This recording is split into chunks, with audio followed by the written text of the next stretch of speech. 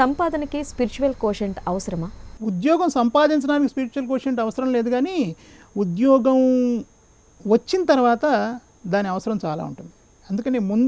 అందుకనే యాటిట్యూడ్ చూస్తారు ఎప్పుడు కూడా. వీడు ఎలా మాట్లాడుతున్నాడు ఇంటర్వ్యూ అప్పుడు, వీడు సమాధానాలు దుడుకుగా సమాధానాలు ఇస్తున్నాడా, ఆవేశంగా, లేకపోతే ప్రశాంతంగా ఉండి సమాధానం ఇస్తున్నాడు, అదే యాటిట్యూడ్. సమాధానాలు ఎలా ఇస్తున్నాడు వీడు, వాట్స్ యువర్ నేమ్ అంటే అందులో రాశానుగా సీవీలో చూసుకో అనుకోండి, అయిపోయింది attitude. That means this boy is a bit ఇతను ఓవర్ యాక్షన్ చేస్తున్నాడు అనమాట. అడిగిన ప్రశ్నకి సరిగ్గా సమాధానం చెప్పాడు. ఒక ఉద్యోగంలో చేరాక you must be trainable, you must be teachable, you must be coachable. నువ్వు ట్రైనింగ్కి అనుగుణంగా ఉండాలి నీ వ్యక్తిత్వం. ట్రైనింగ్కి పిలిస్తే నేను రాను అన్నా అనుకోండి, నాకు అన్నీ తెలుసు అన్నా అనుకోండి, ఉద్యోగంలో చేరాక కుదరదు. You must be teachable. నీకు టీచింగ్స్ చేస్తారు, ఉద్యోగం ఎలా చేయాలంటే దే విల్ టీచ్ యూ. నువ్వు వెళ్ళాలి, వినాలి పాఠాలు, right. And you must be coachable. నీకు కోచింగ్ ఇస్తారు, ఇలా ఉండు ఇలా ఉండు ఇలా ఉండు అని చెప్పి ఇస్తారు. ఈ మూడు నీకోసమే, నీ వ్యక్తిగత అభివృద్ధి కోసం. నువ్వు విన్నావు అనుకో, నెక్స్ట్ నీకు ప్రమోషన్ వస్తుంది, లేకపోతే ఇమోషన్ వస్తుంది. ఆ ఇమోషన్ కంట్రోల్ చేసుకోవడానికి ఆధ్యాత్మిక శక్తి. అంటే మనం ఎప్పుడైతే సరిగ్గా ప్రవర్తించడమో వ్యక్తిగతంగా వర్క్ ప్లేస్లో, ఆటోమేటిక్గా ఎదుటి వాళ్ళని రెచ్చగొడతాం. బాస్ కూడా కోపిస్ట్ అనుకోండి, ఎప్పుడూ తగాదాలే, ప్రశాంతంగా ఉండదు. That's why it's highly important for you to develop spiritual quotient in the work place.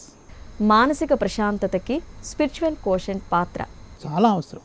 మానసిక ఒత్తిడిని అధిగమించాలంటే స్పిరిచువల్ కోషెంట్కి ముందు ఏంటంటే, విత్తనం ఏంటంటే యాంగర్, కోపం. ఈ కోపాన్ని కంట్రోల్ చేసుకోవాలంటే స్పిరిచువల్ కోషెంట్ ఉండాలి. ఈ కోపాన్ని నియంత్రించాలంటే మనం రోజు ఉదయం ధ్యానం, యోగం, లేకపోతే 10 నిమిషాలు ప్రశాంతంగా కూర్చోవడం. ఒకసారి ప్రశాంతంగా మీరు కూర్చున్న తర్వాత, ఒకరోజు బాసిపేటలో వేసుకుని కూర్చున్న తర్వాత మీకు రకరకాల ఆలోచనలు వస్తాయి. మైండ్ ఈజ్ ఎ మంకీ, అది ఎక్కడికొక్కో వెళ్ళిపోతుంది. ఇవాళ వెళ్తాను ఆఫీస్కి, ఆడేమంటాడో, నిన్న మనం పని చేయలేదు కదా, ఈయనేమంటాడో, ఈ పని చేయలేదు కదా, ఇంకా పెండింగ్ ఉంది కదా, ఏమంటాడో, ఈ ఆలోచనలు తిరుగుతుంటాయి. మనకి వర్క్ మీద ఎక్కువ ఇంట్రెస్ట్ ఉంటాయి. అన్నీ లైట్ తీసుకున్నాం అనుకోండి, కూరలు తేవాలేమో, ఏదో ఒక ఆలోచనలు వస్తూనే ఉంటాయి. మెదడు ఎప్పుడు కూడా కుదురుగా ఉండదు. అది మంకీ, మైండ్ ఈజ్ మంకీ. అది పరిగెత్తున, దాన్ని పరిగెత్తనివ్వాలి. Let it వాండర్. అలా పరిగెడుతున్న కాసేపు అయిన తర్వాత ఆలోచనలు స్టిల్ అయిపోతాయి. ఎటువంటి ఆలోచన రాహిత్యం వస్తుంది. ఆలోచన రాహిత్య స్థితికి చేరడమే ధ్యానం. కొంతమంది శ్వాస మీద ధ్యాసే ధ్యానం అంటారు. మీకు శ్వాస పీలుస్తున్నట్టు తెలియదు కదా అసలు, రైట్. ధ్యాస ఎలా పెడతాం మనకి తెలియదు. మనం మధ్యలో మాట్లాడుకున్నామంటే శ్వాస నడుస్తుందని అర్థం, రైట్. అందుకని ఆలోచన రాహిత్య స్థితికి చేరుకోవాలి. అది మామూలు మనిషి చేరుకోలేడు. ఎందుకంటే మనం ఎన్నో పనులు చేస్తుంటాం, రకరకాల ఆలోచనలు ఉంటాయి. చుట్టుపక్కల పేపర్స్ చదువుతాం, ఆ వార్తలు గుర్తొస్తుంటాయి. ఎవరో రోడ్డు మీద యాక్సిడెంట్ అయితే చచ్చిపోతారు, మనం చూస్తాం, అది గుర్తొస్తుంది. రకరకాల వస్తుంటాయి. Mind is wandering. Let it wander. కాసేపు అయిన తర్వాత అది స్టిల్. ఒక 10 ఏళ్ళు సాధన చేసిన తర్వాత ఇది ఏమన్నా వస్తుందేమో అది. అందుకని you have to focus on ధ్యానం, యోగం. ఇవేమీ రాకపోతే ప్రశాంతంగా 10 నిమిషాలు ఒక చోట కూర్చోవడం, నన్ను డిస్టర్బ్ చేయదు. ఏ సౌండ్లు ఎటువంటి లేని చోట కూర్చోవడం. సౌండ్లు అవన్నీ ఉంటాయి కాబట్టి ఇంట్లో ఎవరు కూర్చోరు. చాలామంది అడవుల్లోకి వెళ్ళిపోతారు.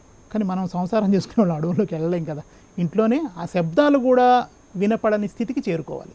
That is what is called spiritual quotient. నిజంగా అభివ్యక్తి, ఆధ్యాత్మిక శక్తి గురించి చాలా చక్కగా వివరించి చెప్పినందుకు ధన్యవాదాలండి.